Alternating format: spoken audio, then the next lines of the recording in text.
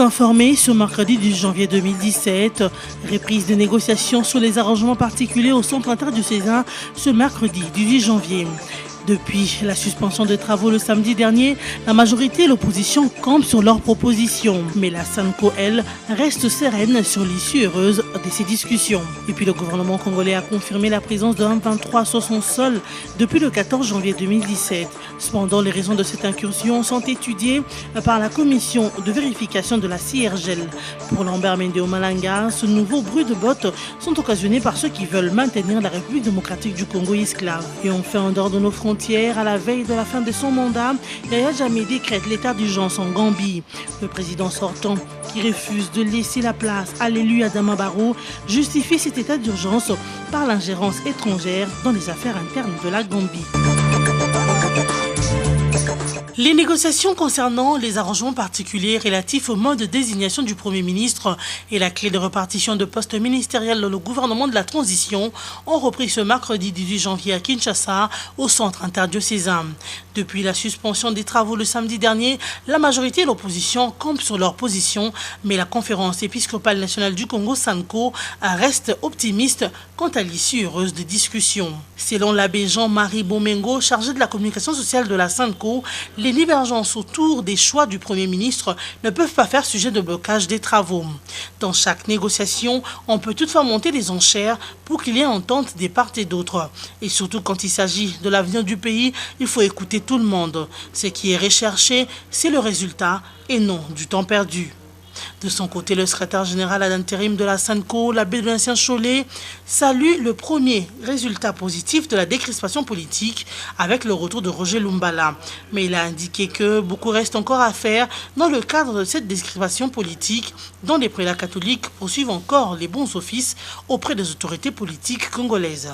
Par ailleurs, Roger Lumbala, bénéficiaire de la dite décrispation, a invité tous les acteurs politiques congolais à avoir une vision claire et nette pour l'avenir de la RDC. Il se dit prêt à servir le pays en donnant le meilleur de lui-même. Il a enfin remercié tous les participants au dialogue du centre interdiocésain, les signataires de cet accord du 31 décembre pour leur implication et les chefs de l'État en particulier pour sa bonne volonté de voir les siens revenir au pays. Le mouvement rebelle M23 est de nouveau sur le sol congolais. Confirmation du porte-parole du gouvernement, Lambert Mendeo Malanga. En contact avec la commission de vérification de la CIRGL, le gouvernement congolais est à la quête des vraies raisons de cette incursion sur son sol. Les M23 sont entrés depuis avant-hier sur le sol congolais et nous sommes en contact avec la commission de vérification de la CIRGL pour pouvoir de manière correcte avec nos voisins ougandais, savoir ce qui s'est passé. Nous n'accusons personne, mais nous savons qu'il y a des hommes du M23 qui étaient dans des camps de réfugiés, certains même gardés dans des camps militaires pour des raisons de sécurité selon les explications que nous avaient données par les Ougandais, qui se retrouvent sur notre territoire. Est-ce qu'ils se sont évadés?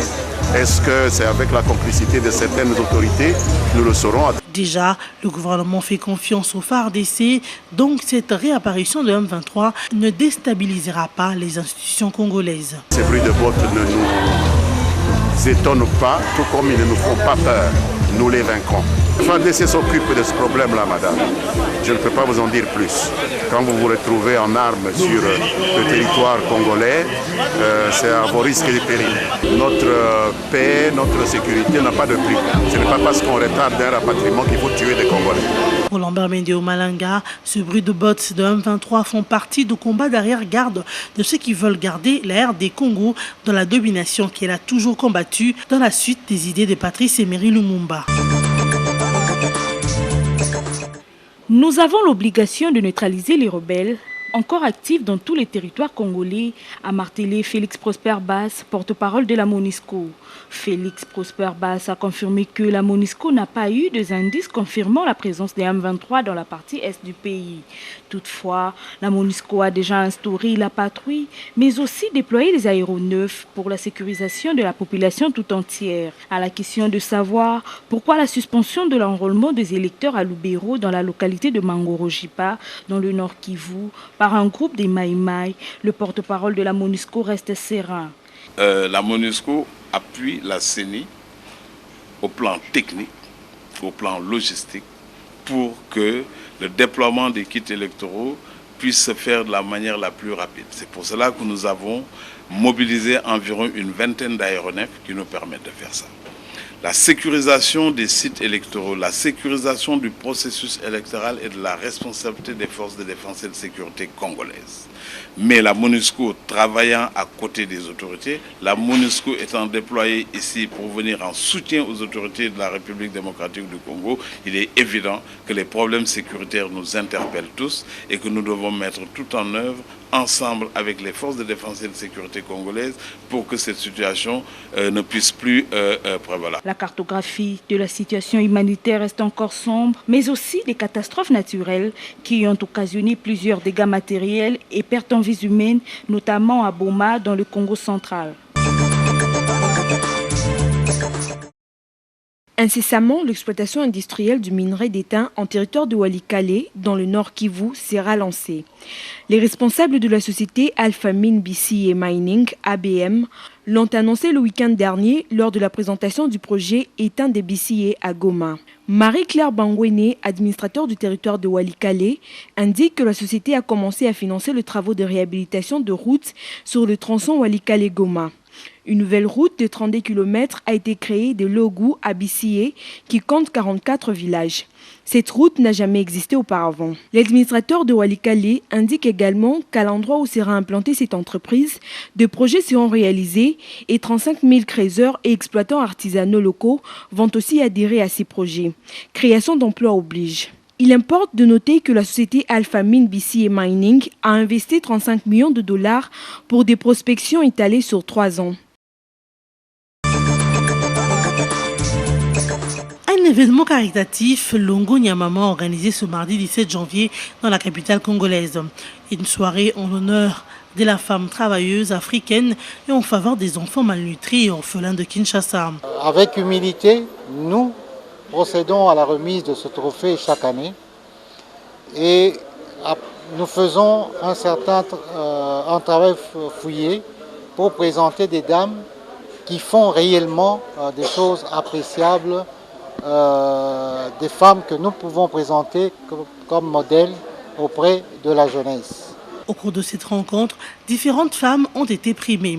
Femmes des partis politiques, journalistes, couturières, ainsi que la présidente de la commission de l'Union africaine, Nkosazana Zuma, ici représentée. Toutes ont reçu de l'ONG Droit à la vie le grand prix trophée Longo Nyamama. Une collecte de fonds a été lancée pour aider les orphelins et malnutris.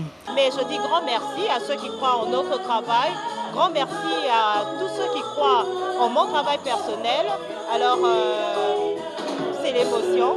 Et je voudrais par la même occasion sensibiliser toutes les femmes à faire mieux dans chaque domaine. Il y a des mamans maraîchères, il y a des mamans, donc chacune dans son domaine, que la femme ne baisse pas, ne croise pas les bras. Moi, je travaille dans le silence, j'aime pas me faire voir. Mais il y a quand même quelqu'un qui m'a découvert, monsieur Mabanza, Charles. Cette soirée, pour encourager les femmes et aider les enfants malnutris et orphelins, elle est organisée par le soutien du Lions Club Baninga, de l'Association des femmes chinoises en RDC, la Fondation Irène Mokabila et la Fondation Mère. Elle a été agrémentée par les artistes, dont chinoises aussi, qui ont interprété les chefs-d'œuvre congolais. Yaya Jammeh, président sortant de la Gambie, décrète l'état d'urgence à la veille de la fin de son mandat, alors que le président élu, Adama Barrow, doit être investi jeudi 19 janvier 2017. Cet état d'urgence se justifie, selon Yaya Jammeh, par l'ingérence étrangère dans les affaires internes de la Gambie. De plus en plus isolée et soumise à des pressions internationales croissantes, Yaya Jammeh a annoncé lors d'une allocution à la télévision nationale, le mardi 17 janvier, non seulement l'état d'urgence dans l'ensemble du pays, mais aussi une situation d'urgence nationale si la crise n'est pas résolue. Il a insisté sur les niveaux d'ingérence étrangère exceptionnels et sans précédent dans les processus électoraux et les affaires internes de la Gambie. Selon les diplomates basés à Banjul, même si personne n'est à mesure de dire ce qui va se passer, mercredi 18 janvier, date où se termine officiellement les mandats de Jammeh, son départ semble toujours possible.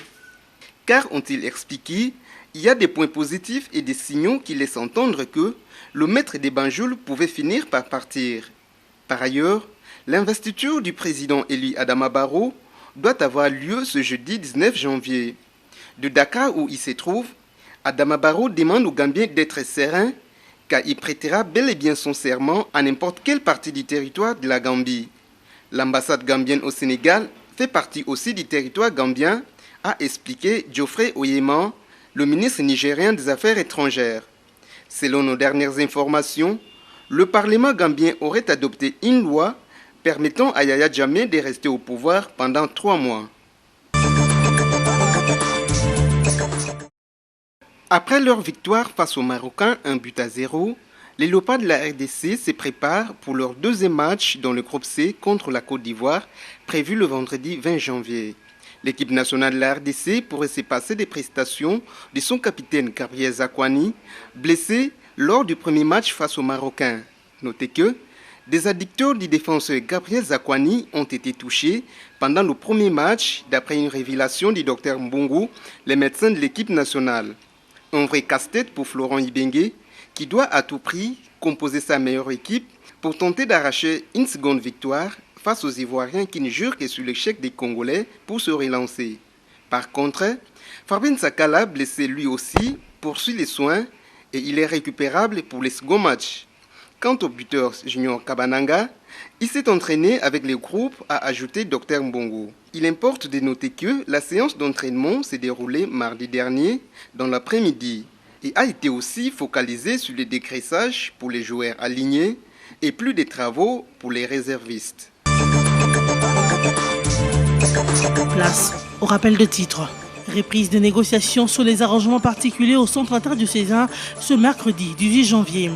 Depuis la suspension de travaux le samedi dernier, la majorité et l'opposition campent sur leurs propositions. Mais la SANCO, elle, reste sereine sur l'issue heureuse de ces discussions. Et puis le gouvernement congolais a confirmé la présence de M23 sur son sol depuis le 14 janvier 2017.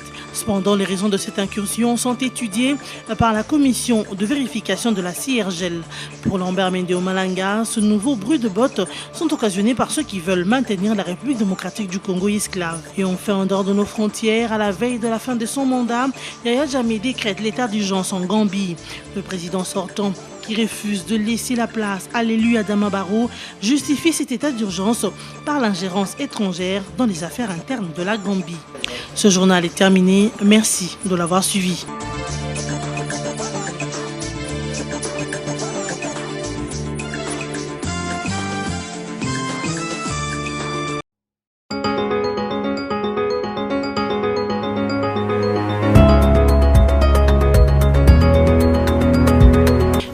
Session de la revue de presse du 10 janvier 2017. Le long break n'aura pas servi à grand chose. MP Rassemblement, ça bloque toujours notre forum de ZAS. Après une trêve relativement longue, un week-end prolongé de 2 jours fériés, les négociateurs reprendront les discussions là où elles s'étaient arrêtées, à savoir la composition du gouvernement. Selon différentes sources concordantes, écrit forum de ZAS, les débats sur ce sujet vont être torrides. Si pour la taille du gouvernement, majorité et Rassemblement sont tombés assez facilement d'accord, 46 membres, les divergences persisteraient sur le partage des postes ministériels. Le Rassemblement exigerait la répartition à part égale non seulement des portefeuilles dits de souveraineté, mais aussi de 6 autres importants ministères, notamment le plan, le budget, les finances, les infrastructures, l'économie, le PTNTIC. En face, la majorité présidentielle ne l'entend pas de cette oreille. Choix du futur Premier ministre, RDC, majorité et Rassemblement à couteau tiré, écrit la prospérité.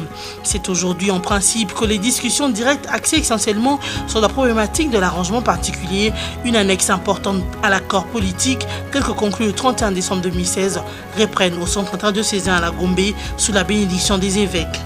Le journal poursuit, s'il a été donné d'apprendre qu'une vue commune avait été trouvée sur le profil du futur Premier ministre, il reste qu'on le définisse maintenant son mode de désignation.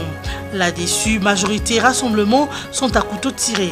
Les 2 blocs principaux négociateurs de l'accord dit de la Saint-Sylvestre développent des arguments politiques et juridiques à l'infini sur la meilleure formule à adopter à résoudre cette nouvelle contradiction derrière laquelle tout risque malheureusement d'être chamboulé. Actualité.cd écrit discussion directe, la question de la désignation du Premier ministre au cœur de débat. Après 4 jours de trêve pour célébrer les héros nationaux Kabila et Lumumba, les discussions sur l'arrangement particulier reprennent ce 18 janvier 2017 au centre interdiocésain. Les discussions informelles entre les différentes parties se sont toutefois poursuivies malgré cet arrêt momentané pour permettre d'avancer sur certains dossiers essentiels.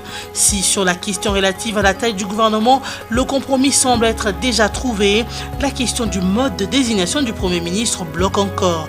Pour la majorité présidentielle, le Rassemblement devrait soumettre au chef de l'État une liste de 7 noms à la candidature de Premier ministre, évoquant notamment le droit à Joseph Kabila d'user de son pouvoir discrétionnaire dans le choix du chef du gouvernement. Le camp du Premier ministre actuel, Sami Bazibanga, se cramponne quant à lui au maintien de ce dernier à son poste, nonobstant la disposition de l'accord qui accorde de manière formelle la primature à Rassemblement, conclut ce site d'information. Du côté de Radio Okapi, l'on s'intéresse à Roger Lumbala qui appelle les acteurs politiques à avoir une vision claire pour l'avenir de la RDC. Le président du Rassemblement des Congolais démocrates et nationalistes, Roger Lumbala, invite tous les acteurs politiques, tant de la majorité que de l'opposition, à avoir une vision claire pour l'avenir de la RDC. Dans une interview à Radio Okapi, il affirme que son retour au pays marque la mise en œuvre de l'accord du 31 décembre. Et enfin, l'agence congolaise de presse parle de la Belgique qui libère 3 millions d'euros pour les réfugiés sud-soudanais en RDC et en Ouganda.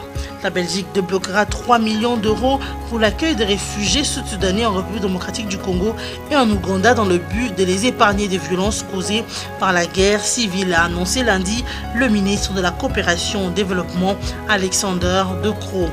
La coopération belge au développement soutiendra un programme de 2 ans du Haut Commissariat des Nations Unies pour les réfugiés, HCR, a-t-il précisé dans un communiqué.